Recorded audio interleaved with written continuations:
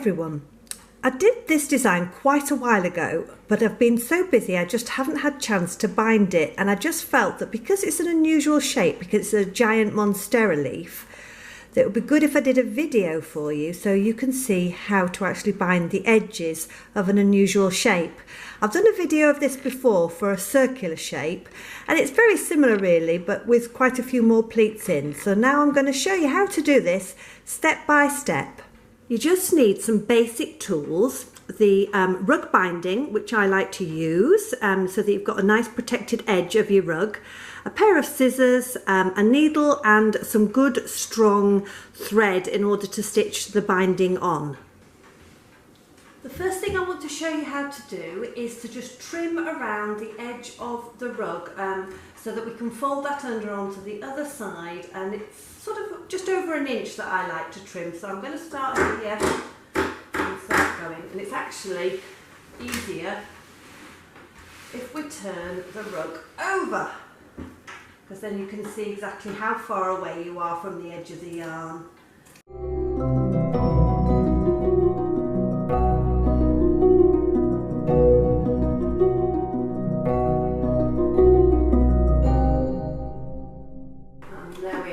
All the way around to the edge, and now you can see the rough shape of the leaf. So I've got my glasses on ready, and here we are. So I'm starting off on this very short little bit that's got a bit of a straight edge just to get me going.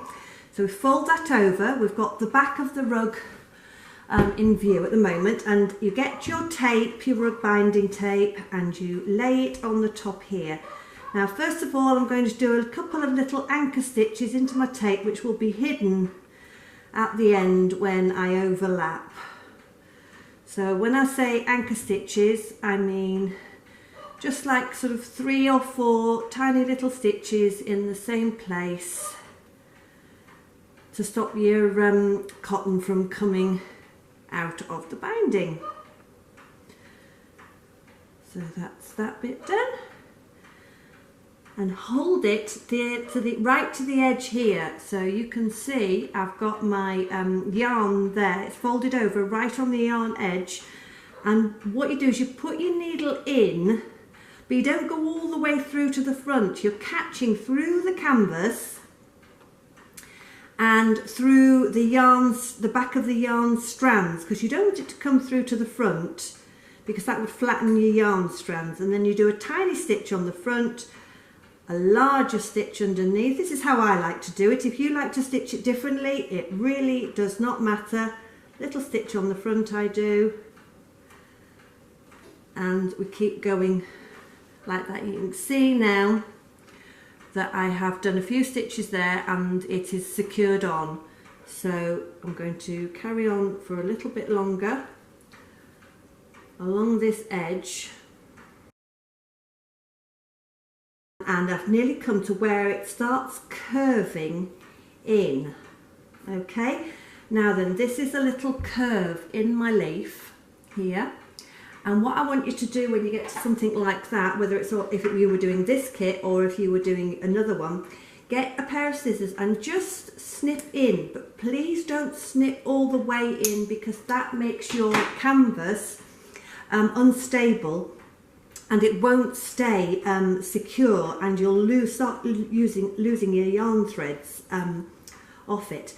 And then what we do now is, as we're going around a curve here, we just push the canvas down, and it causes a kind of little pleat in there, and then you can carry on stitching around that curve. Now to go around the curve, I would make your stitches just a little bit closer to each other than I have been doing, just so that there is more security there.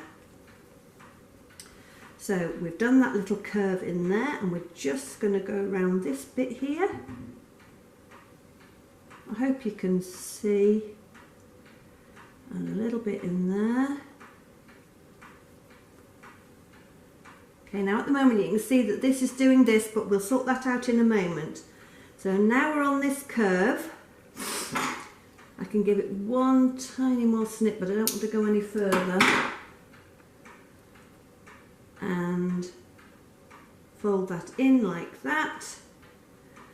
And we're going round, continuing into this little V shape here on the curve of the leaf.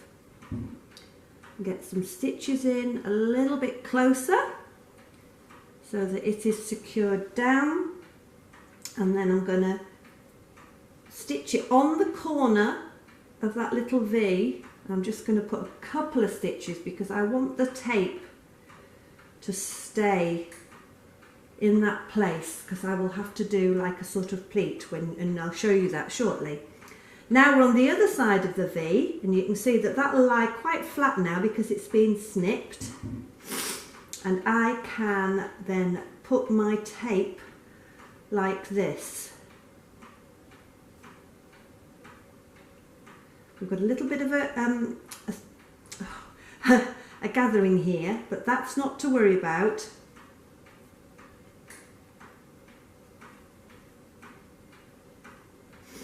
I'm just going round this corner here, and again just make your stitches a little bit closer together, and remember not to go all the way through,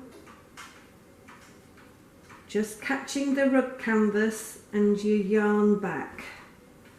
Okay, so we've got a pucker there, but we're going to sort that out later, so please don't worry about that now.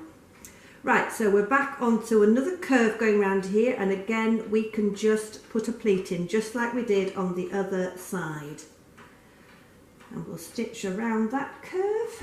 As I'm going around this curve, I need to pop another pleat in. So the canvas is really pliable, it's quite happy to be pleated and stay in that position, which is wonderful. I'm going to just pop in some anchor stitches again, just like we did at the beginning, because I want to finish this bit off, and then I'm going to start and do the other edge of the rug binding, and we're going to work our way along the rug just like that. Right, so I've done a couple of anchor stitches just here, starting on the end of the rug binding tape again, and we're on this little tiny straight bit here, so I'm just popping some stitches in. And we're just getting to this curvy bit here, and I want the tape to lay flat here, and because we put a pleat in on the canvas, we're now going to pop a tiny little pleat in on the rug binding.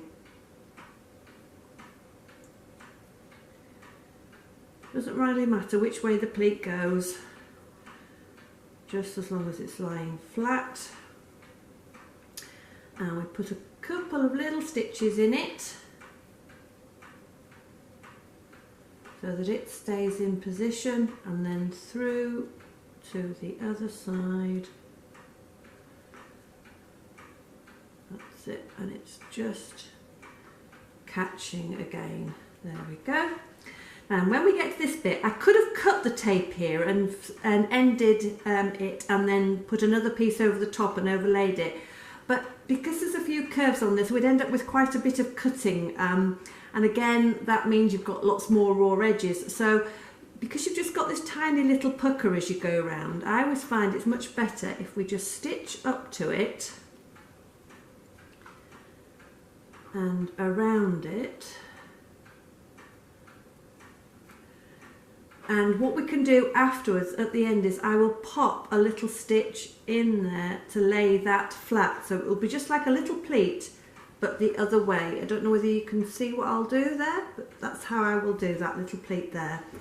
And I'm just going to carry on around the edge of this rug here. We're going to have that little pleat in there. And so with that little, if you hold it there, you can see it, how it forms. And then you can just carry on around the rest of your binding.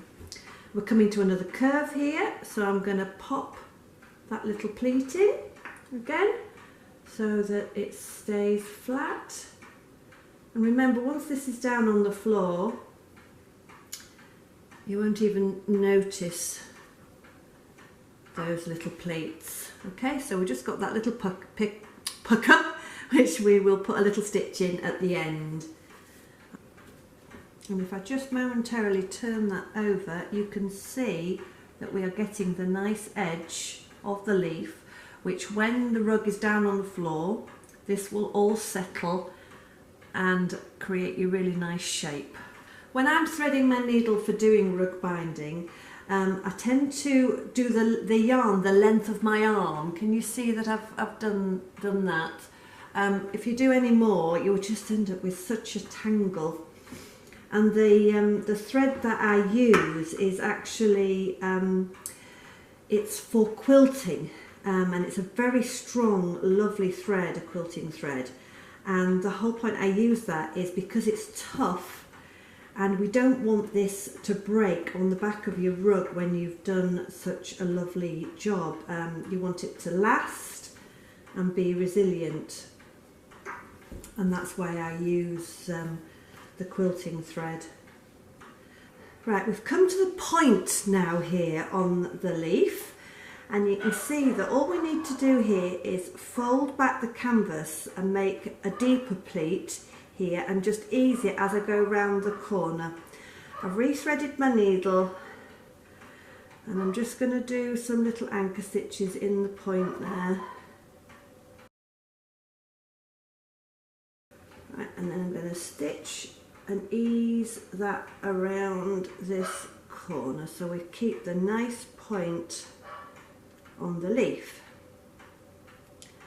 And again, just picking up the canvas and the back of the yarn strands. Right, you can see that I've gone quite a way round now and stitched on both sides. We've got the pleat here on that little point there. We've got a little pleat here as we're going round a corner. I've eased the tape in here as we do it. It's got a nice little in curve there, and we're just working our way along this edge here now. And I'm going to be going around the first large top curve of the leaf. So I've threaded my needle and I've done my anchor stitches and I'm going to start stitching. So I've stitched around the curve of the top of the leaf. I've snipped in to within one thread in the V now at the top of the leaf. And I'm going to do something a little bit different just here. With the binding, because I don't want to cut it, I'm going to actually flip it over. There is no front or back to this rug binding, so it makes no difference. And then it makes that nice, neat fold there. If I was to go around on this one, because it's a deep V, you could do this still, but you get this more than a pucker, which is kind of hard to flatten and stitch. So if we actually just flip the rug binding over and continue on this side of the V, you can see it gives us a much nicer fold, and we can continue stitching that neatly. So I want to just show you that I've just done into the V on the leaf, and you can see all my pleats. You can see where I flipped over the binding here and another pleat here. I've just got to go around this curve here. You can see where I've put in extra stitches to make sure that it's nice and secure here as I ease the tape around this little curve here. And I'm just going to finish the rug off and then I'll be able to show you the whole thing. Little tip before I start on the other curve, I like to knot the thread onto my needle when I'm rug binding. It's just because with it being quilting thread, it's quite, it's got a little bit wiry actually, and it always comes out of your needle constantly and it's a pain, so I always just knot it on, a couple of knots around it, and then when you come to want to rethread again, you just snip up to the eye of the needle, and then you can start over again and just tie it on again. Right, I'm at the end now. You can see here I've snipped off my binding, but so that there's an overlap. I've overlapped it by about 2 inches. I just like to do that to be careful, and so that I can then fold this edge under like this and get a nice edge like that. The other raw edge is hidden underneath. I've got my last pleat just there, which I've stitched secure. I'm just going to stitch up now to the finishing edge. I'm going to catch around the edge just there to make sure that I hold down, keep the edge firmly down, and then I'm just going to do a little catching stitch.